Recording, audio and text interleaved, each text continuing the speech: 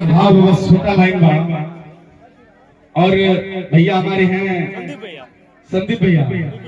और विपिन सिंह खातिर भाव बा और भैया खातिर भाव बा कहे बा कैसे कौन सिंह खातिर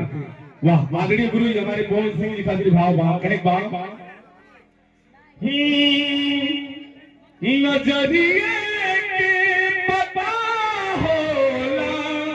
मोहब्बत चीज का होई। लेकिन भैया आपका तो कहे बा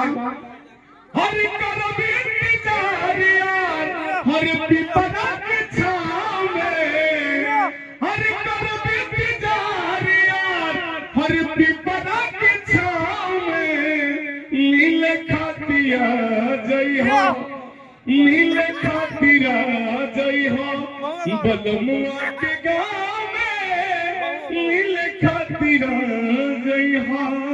लेकिन भैया हर केतना बताई हम प्यार करिए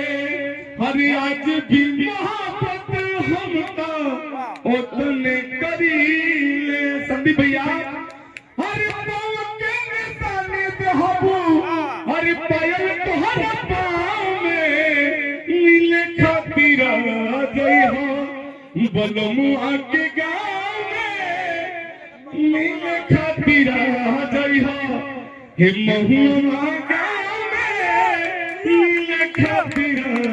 जय हो। रवि किशन अच्छा